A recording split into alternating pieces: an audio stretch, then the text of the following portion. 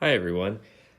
I thought I'd make a video addressing a lot of drum tuning related stuff. Of course, drum tuning, as well as some troubleshooting, muting the drums, just kind of finding some other ways we can get tones and just find the sound we're looking for.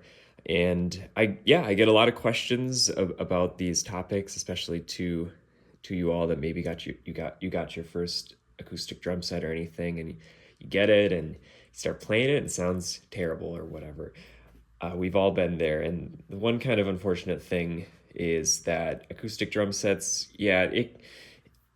I'll go over some really simple tuning things, but just right out of the box, it might not sound that great, unlike a guitar where you can just tune a string to a specific pitch and whatever. There's some learning and some just things to just know about. But the good news is that there's a ton of creativity when it comes to like tuning drums. I mean, obviously, a lot of you might not really know exactly what the sound you're looking for is, and that's totally okay. But I like to tell people that tuning drums is a little bit less just like tuning a guitar string to, an A or an E or whatever.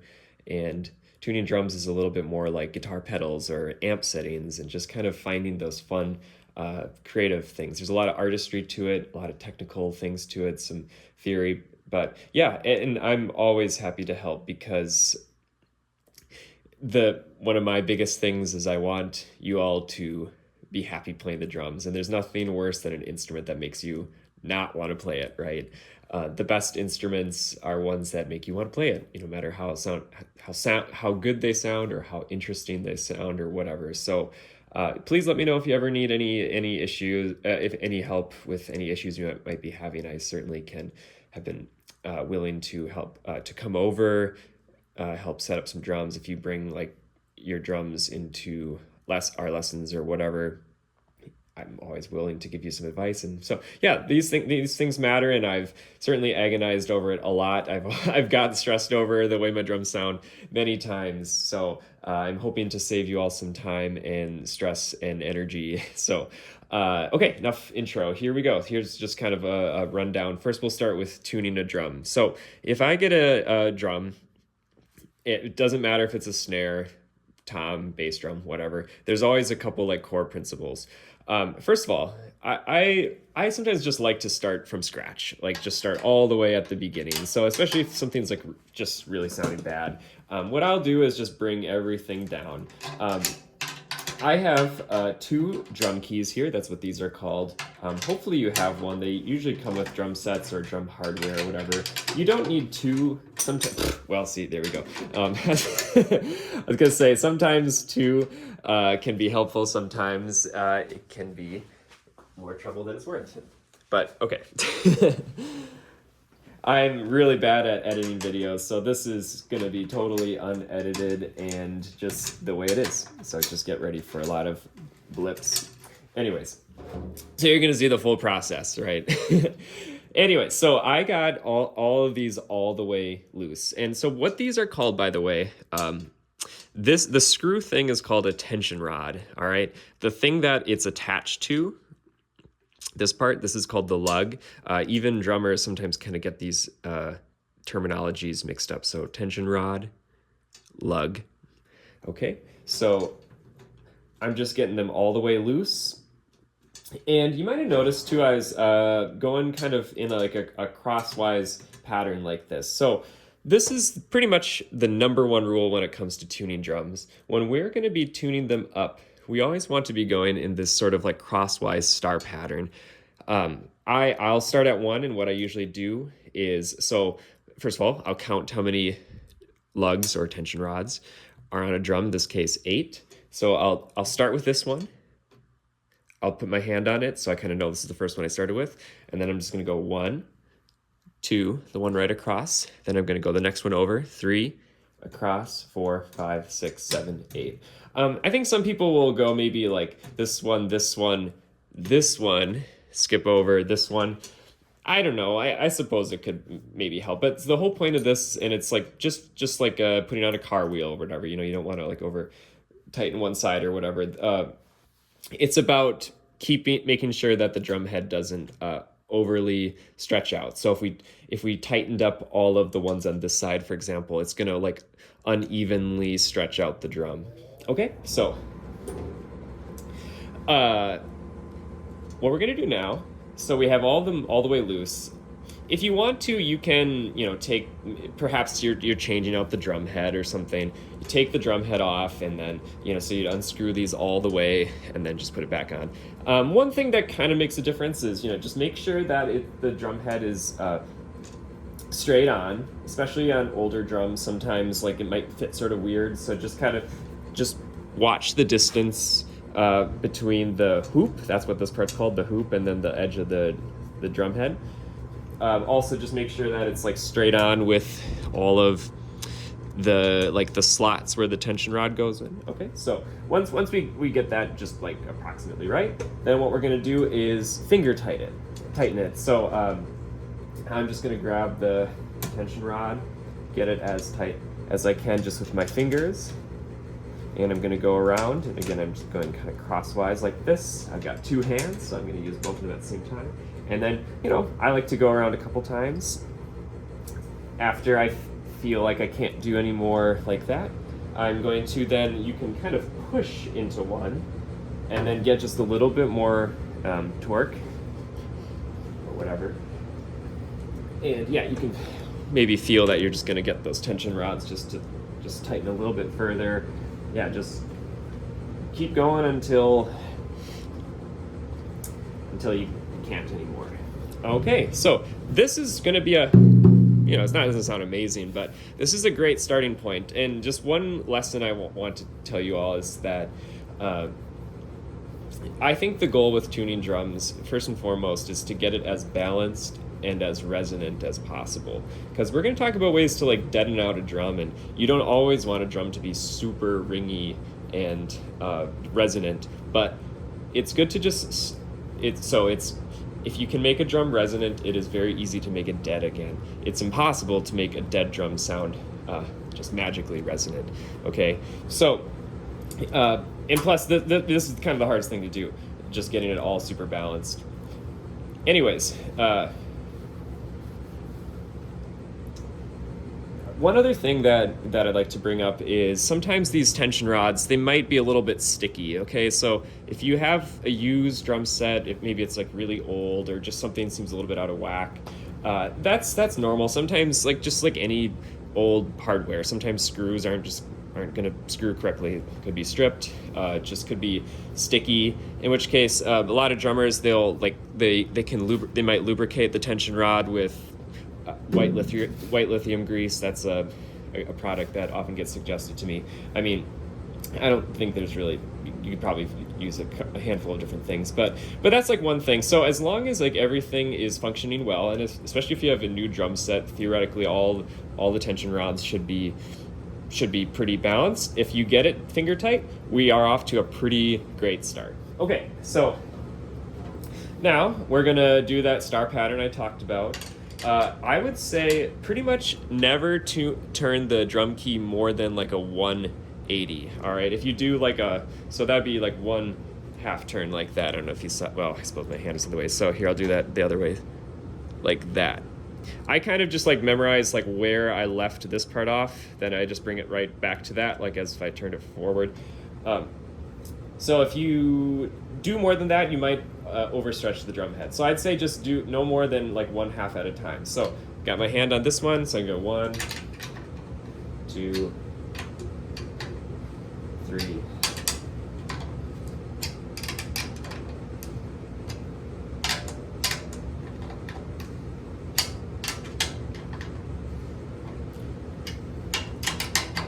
All right.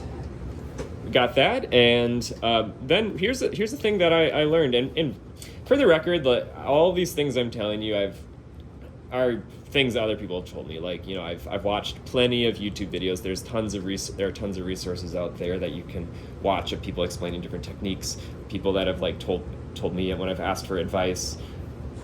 I'm kind of just telling you things that I've learned just from experience and like had to have done this lots of times, playing gigs and stuff like that.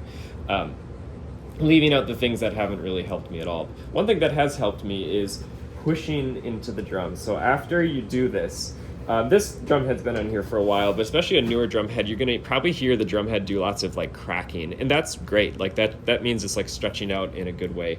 I've even seen videos of people like literally, I don't really recommend this, but they'll like jump on their bass drum. Drum heads can take a lot of abuse, right? They're made to be hit over and over and over and over again. So, and what this does is it kind of balances things out a little bit. Also, just kind of lowers the pitch just a little bit. So I think it's a good habit to just do that. Just push right into the middle after you've tuned it around, and then we should be off to a pretty good start. I mean, honestly, you might just want to see what it sounds like right now. And I think at the very bare minimum, this you could probably stop the video right now and just do like exactly what I just told you. And the drums are going to be by and large pretty balanced. Like I said, as long as you started from a good starting point.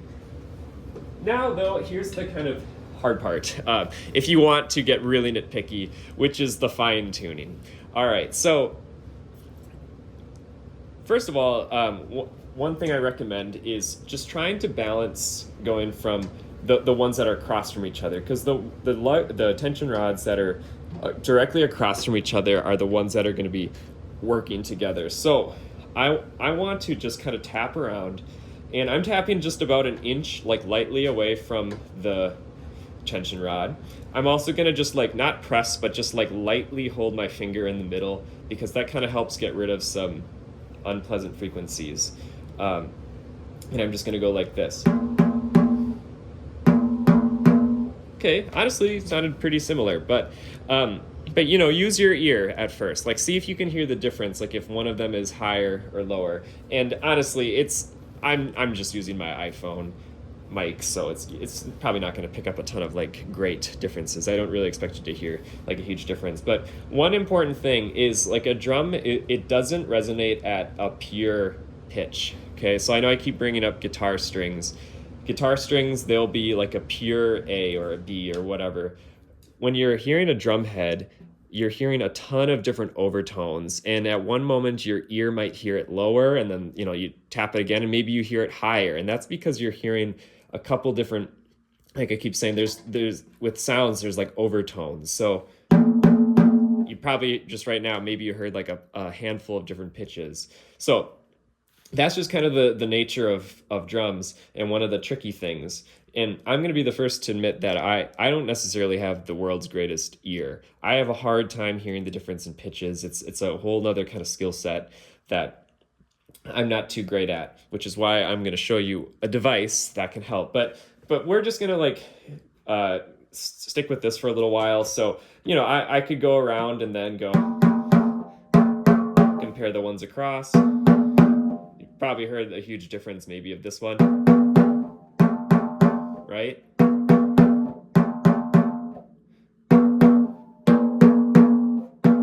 See the ones across, they're sounding pretty similar.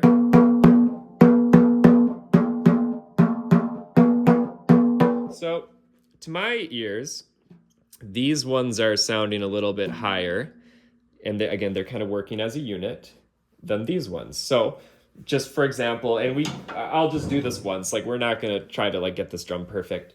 You can just tune these few just a little bit higher up. Okay, and then what you might notice, well, let's see what happened here. Yeah, so these ones still sound higher, and I used to tune drums and I'd be like just doing this over and over, and it was like, geez, like this one still sounds higher or whatever. Well, that's because they're all working kind of together. When you bring up one lug, it essentially affects them all. All right, so it might have made these ones sound a little bit higher. So what you sometimes can do is then just bring these ones also down. And again, we're always doing them two at a time. All right, push on it. Maybe it'll sound a little more in balance. Let's see. And honestly, yeah, I think it's like actually sounding pretty balanced. And yeah, Yeah, so you can do this all day, and honestly, I feel like there's a limit, because the whole point here is we're trying to get a drum to be as ringy as possible by doing this and getting rid of like unpleasant overtones. But definitely give yourself a limit. I don't. Sometimes this can be, I'd say, like the most frustrating part. But yeah, so that's just kind of the basis for tuning drums. This applies for every single drum, like I said, that on the drum set. Okay, so let's now go over some like specific kind of like troubleshooting and just like different things to keep in mind, ways to muffle the drums, so on and so forth. First of all, snare drum. Bottom head, I've heard a few people say otherwise, but for the most part, and in my personal experience, by and large, the best thing to do is just get the bottom the bottom head just really tight. What happens when, like, and usually when I hear somebody's snare drum and it sounds pretty bad, it's because the bottom head just isn't tight enough. Getting it tight is what gives you that nice like snare response, the wires, getting them to be really snappy at all kind of dynamics. So, do the thing, like, as I keep saying, don't over tighten one at a time, but just do 3, 4, I don't know, maybe even 5, like half turns. Obviously, when you start to feel like a ton of resistance, that's, don't really push it, but drum heads can take quite a bit of abuse. Okay, so get that tight. The snare, this would be a topic for another video. Making sure that the snare the wire itself is on straight. Okay, like kind of just making sure that it's not like bent. There's no like, none of these wires are kind of frayed off, or that it's not straight on. In fact, this is one of my cheaper snare drums. It's not super straight on. So these kind of small things can make a small difference with snare sounds, but that's kind of, like I said, another topic for another time. Okay, for the top head, snare drums can sound pretty good at a lot of different tensions. I would start by seeing what your snare drum sounds like at a pretty low tension. This is, yeah, I mean, that's fairly low. You can even go a little lower than that. And if you want that beefy low sound, one thing you can always do when you listen to recordings, just see if you pay attention to the drum sound. And it took me a long time to start to pick out like exactly what I wanted to, but maybe you hear in a rock song or just like a disco song or an EDM song or whatever, just a really low thumpy snare drum sound. So just see what it sounds like low. That's usually good for backbeats, not necessarily like really technical playing, low snare drums, because it kind of gets a little bit washy. So see what it sounds like low. And I would say just one word of caution here is a lot of the times when it comes to low snare drum tunings, there's going to be a lot of weird rings coming off the side. So most of the time when people have a snare drum that's tuned really low, they have to put something on it. See what the difference that made when I just put my hand on the side. And that's the key to taking out those high pitch overtones, which are going to really come out when you have this snare drum tuned low. So then, bring it up another half turn, see what it sounds like at a little bit more medium tuning, tune it up even further than that. And sometimes those really high tunings, that's good for really technical playing, whether it's in jazz or R&B or hip hop or even sometimes metal or punk. Sometimes you hear really, really high pitched snare drums. And the nice thing there is a lot of times you don't need to put as much stuff on it, because it's just, with it being higher, it's going to just by default not have these like really, really high overtones like ringing out. So that's a fun thing you can do. And again, it's okay if you don't really know how you want your snare drum to sound. It's good to just experiment. And once again, I'd say if you're focusing on backbeats, just like simple, like maybe try a little bit lower. If you want to do lots of fancy rolls and articulate stuff, get it a little bit higher. Okay, but let's go over now some ways that we can treat the snare drum, both making it quieter, and also just finding some different sounds. First of all, you might have noticed that I put my hand on the side. So whenever, just pretty much like any drum, what you can do is just by starting putting your hand on side, or just putting something on the edge. That's what's going to take out most of the higher pitched overtones.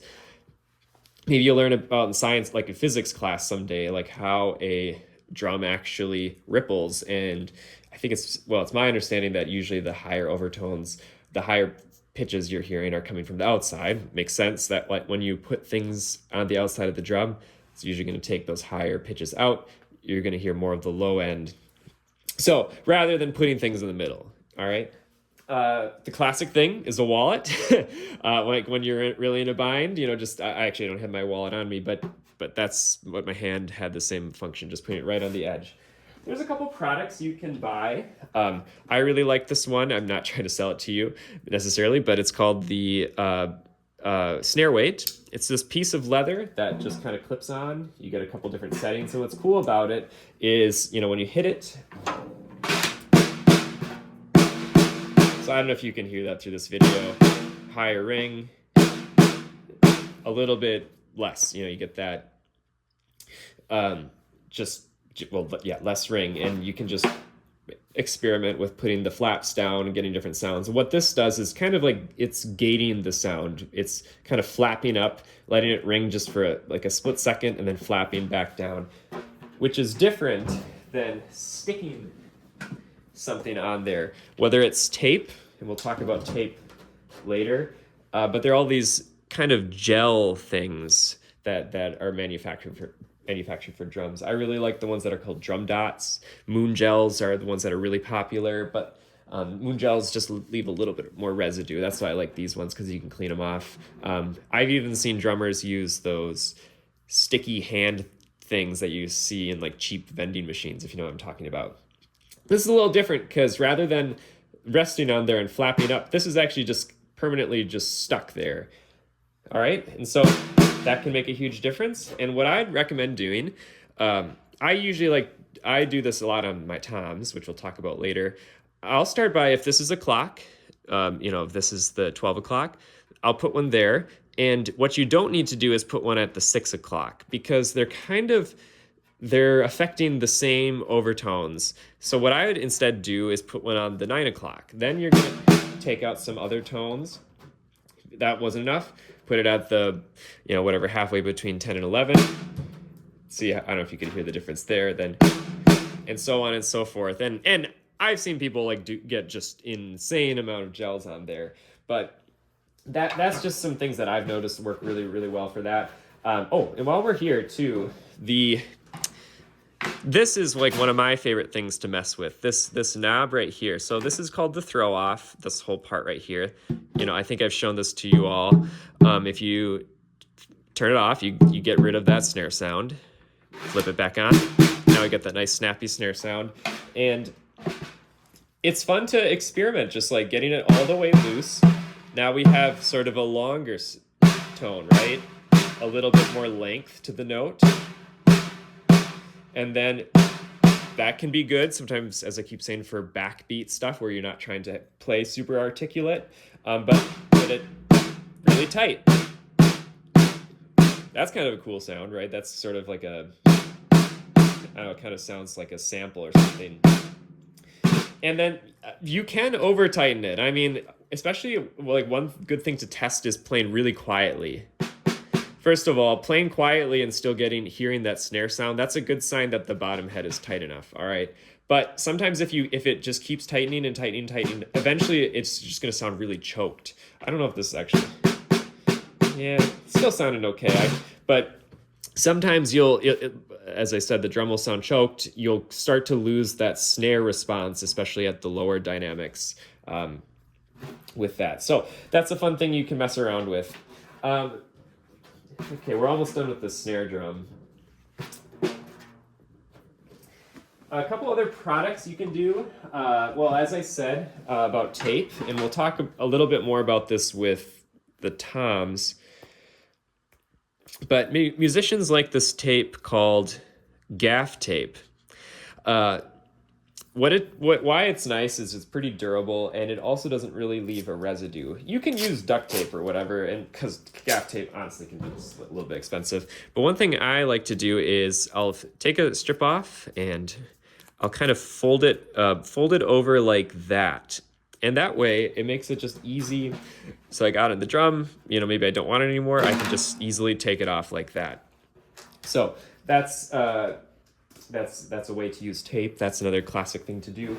You can get these rings. Yeah, a couple choices here. Some are these just really simple, it's just a plastic ring that just lays around the side. Again, we'll kind of do a...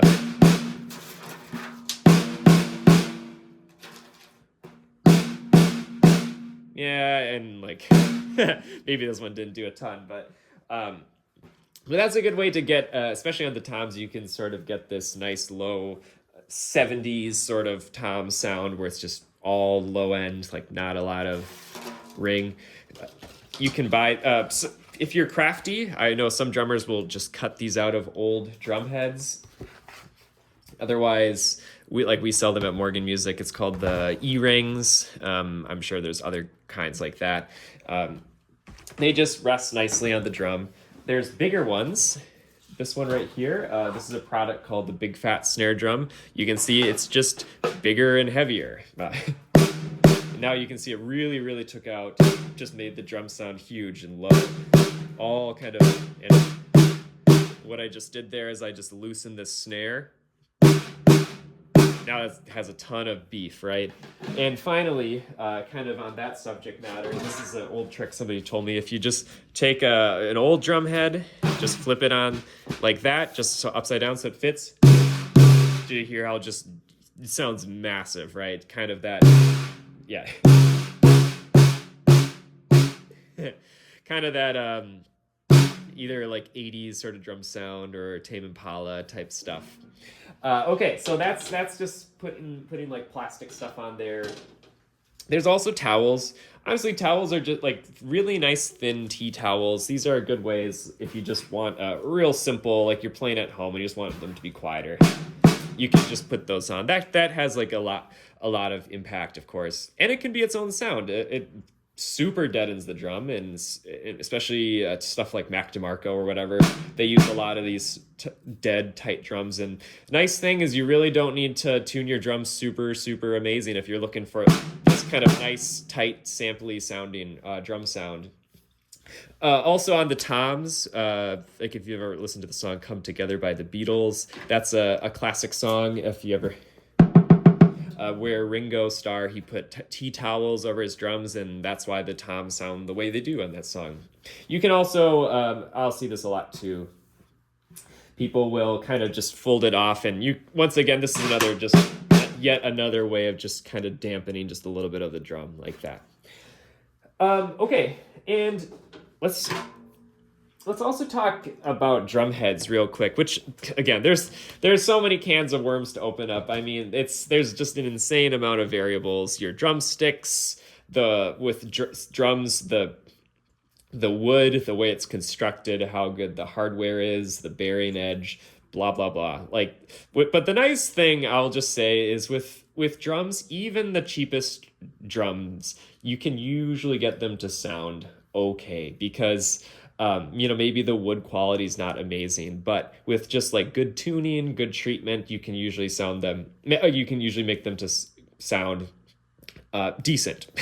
And as opposed to cymbals, we'll talk about that later. But just one other side note is, just remember that at the end of the day, the most important thing is the way that you play, right? So the way that you are striking the drum has more impact than anything else. So don't let gear get in the way of like actually just practicing your own technique and musicality and whatnot. So anyways, when it comes to drum heads, like that would be, honestly, it would be a whole nother like video I could get into. Generally speaking, I like to always coated drum heads on the snare drum. Clear heads, in my opinion, don't sound that good. Plus, if you're playing with brushes or something, it's impossible to get a brush sound out of clear heads. The vast majority of drummers I follow, they use coated heads on their snare drum, which, by the way, that's always a good thing. I mean, I know lots of drummers have endorsement deals, but if you just watch your favorite drummers, see what they're playing, maybe even read about them on like Evans or Remo.com, just see what gear they're using, yeah, it can be a good starting point, right? You know, that's they usually have some opinion, and you can kind of find a consensus. I find that like a nice just single ply coated head, whether it's the G1 or a Remo Ambassador. That's usually my go-to. Some people like thicker drum heads that maybe have a little more durability here, especially if you're really smacking it and just want like more plies to the drum head are just going to give you more durability, whatnot. There's also drum heads like that have built-in vents, basically. Evans makes a couple called like the Genera Dry, and that just takes out a lot of the ring itself. The problem with that is you can't get the drum to sound nice and ringy and resonant, of course, but if you just want it to always be dry, a lot of people swear by those. Okay, so enough about the snare drum, but before we get to the toms and the bass drum, the next thing I kind of want to show you is like, as I was saying earlier, we have the drum pretty resonant, and there's all sorts of ways now we can make it dead. One other way is we can just literally detune one lug. So let's just kind of hear what it sounds like if I go. Now it sounds pretty dead and terrible. See, I just affected one, and see how much of a difference it made. So I turned it twice. I'll bring it back. Back to normal. So that's another thing you can do. But I have right here, as I was saying earlier about not having the greatest ear. I like this product. It's about $100. You definitely don't have to buy it where it can get in the light. It's called the tunebot. And what it does is it's telling us exactly, let's see if I can get it in a place where you can actually see it. It's telling us exactly like the hertz that are coming off the side. So 233, 230, so it's a little lower, 229. So you see that, yeah, I could spend a little more time kind of getting that all balanced. Sometimes, let's see if I can, sometimes it's hard for me to do this accidentally. Occasionally it'll all of a sudden give you some weird pitch. And that's what I was talking about earlier, that it might pick up on different frequency. You know, this is the most dominant frequency that you're hearing, but sometimes it might hear something that's just very different. Yeah, see 168 when I played a little bit away from the edge, not a pure pitch. So this helps me just kind of see what's going on with the drum, and help me learn just kind of understanding the way that everything is resonating. The other thing it helps me to do is just at least get in a ballpark, because with toms, one thing that I think is helpful is getting the toms to have like an interval between the top head and the bottom head. Okay, so what I mean by that is, well, first of all, in most simple terms, generally speaking with toms, you want the top head to be lower, okay? And you can do this. You can hear it by just, you can mute one side of the drum, go, and then hear the other side. Okay, so it's the snare drum, like I said, bottom head really tight. You can hear it, it's way tighter, right? So that's kind of the idea. So that would just, first of all, involve tuning the bottom head a little tighter. You don't have to do that, but that's usually the sound that I found works well.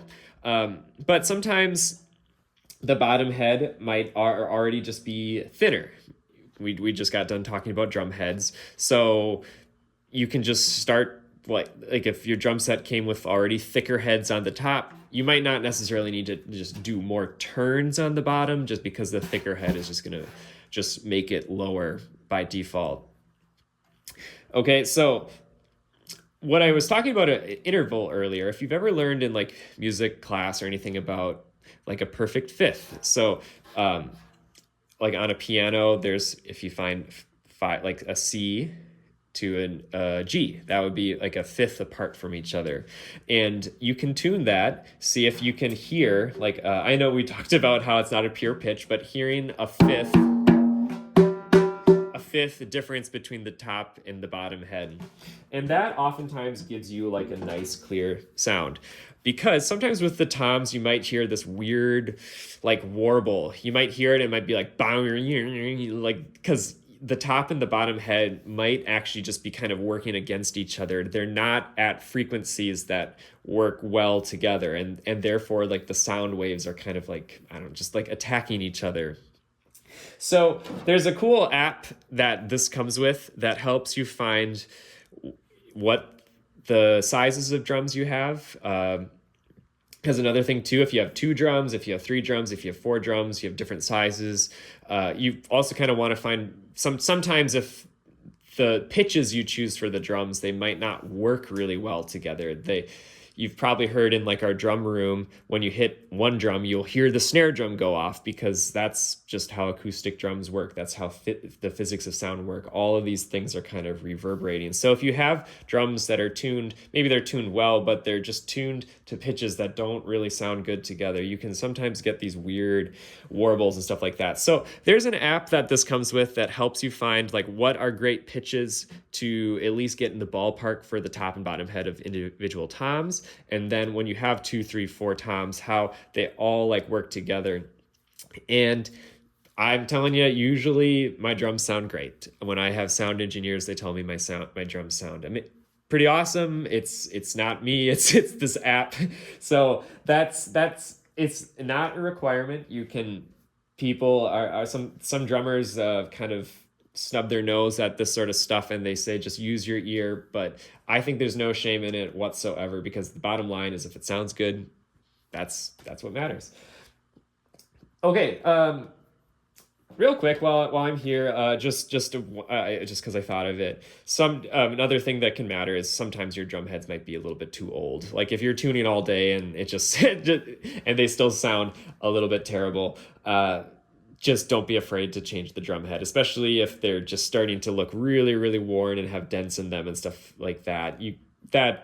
Drum heads aren't made to last forever, okay?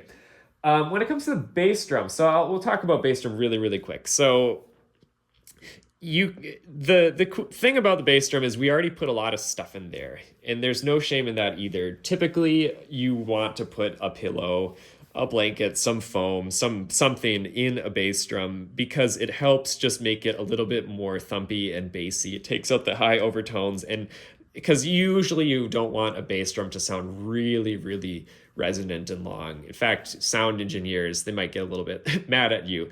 Plus, maybe you've even seen bass drums with the hole cut out of the front. So of course, I try to get it as balanced as I can with the batter head, so the one that you're hitting with the beater. That one, I try to get it so not like super tight, but tight enough that it feels like the beater is actually bouncing off. So maybe you've played a bass drum that's really, really loose and squishy, and then you're just not getting that much rebound. So obviously, if you get a little bit tighter, you're going to increase your speed and stuff like that, because the beater is just going to be able to bounce off the head that much quicker. The front head, I've seen some people say tune it higher than the batter head. I think at least just getting it just a little bit tight so that there's no like wrinkles in it, that can help. But as long as I think with bass drums, just you want bass. And the total flip side of all this is if you put like so many pillows in there that you're taking out all the bass, or maybe you've seen people that even take off the entire front head of the bass drum. That's a sound too. In fact, it used to be really popular in the 70s and 80s to have single-headed drums, but they're just not as resonant. You probably notice all these drums that I have here, they all have 2 heads because sorry about that, that makes the drums, I don't know, just a little bit more resonant and a little more complex. So if you take the front head off the bass drum, you usually take a lot of the bass out. So good to start with just a little bit of a blanket. Just make sure it's not covering up an entire head, just a little bit at the bottom. And hopefully you still hear a little bit of that bass in there. Maybe the tone isn't, or the tone just isn't as long. You can kind of keep experimenting with that. But yeah, as I keep saying, don't be afraid of bass in the bass drum. And there's, yeah, all sorts of different drum heads you can get with that. Some people really like these ones called the EMAD or the Aquarian Super Kick that also already kind of have a built-in ring, kind of a little bit similar to the Big Fat Snare Drum, honestly, but it's on a bass drum.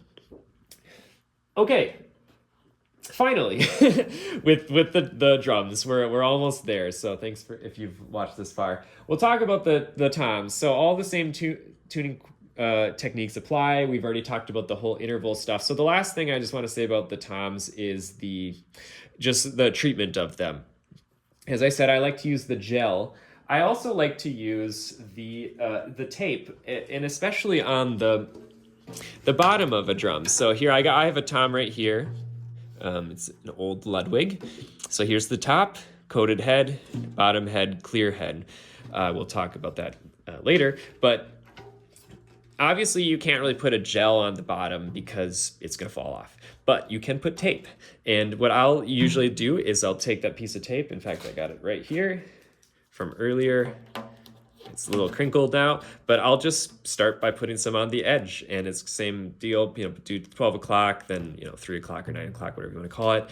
And that's another great way to take out some weird overtones, even after I get my drums really, really nice sounding. Sometimes, and I'll do a lot on the top, still doesn't sound super great, still too much like weird ring and stuff like that.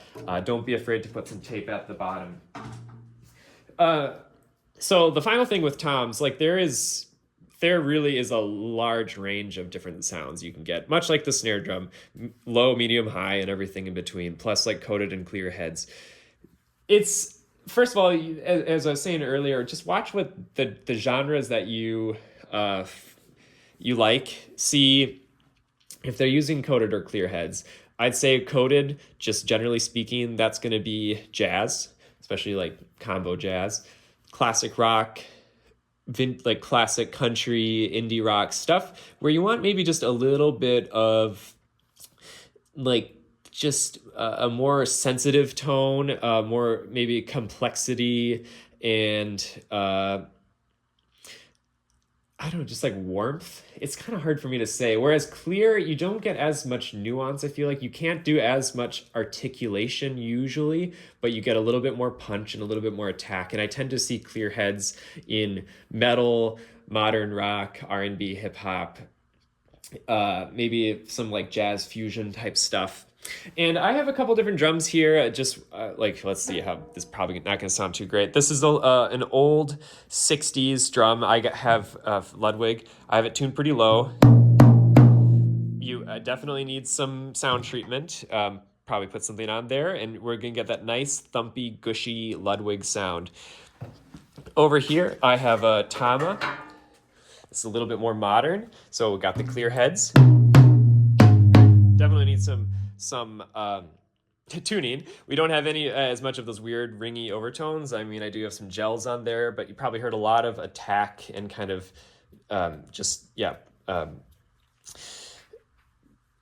power, I guess. And then here is my more jazz drum set. If you hear a lot of, especially like bebop jazz from the 50s and 60s, they have their drums tuned pretty high. They kind of sound almost like bongos. So very different, right? That's also really popular in like, I don't know, 60s pop type stuff as opposed to 60s rock, which is using typically the lower drums and whatnot. So, all right. Well, the last thing I'll just kind of mention real quick is cymbals. And all I really have to say about cymbals is, unlike drums, which I said, drums, you can even make a good drum or bad drum sound pretty good. Cymbals are so expensive because you get what you get. You can only make a cymbal sound worse, basically. There's no treatment that can make them sound better. You can put things on them to make them quieter. Usually what drummers will do, let's see if I grab this one. All right. Is start by just putting tape on the bottom. If that's not enough for you, you can put some tape here. I'd avoid the edge because that's really, really going to compromise the tone.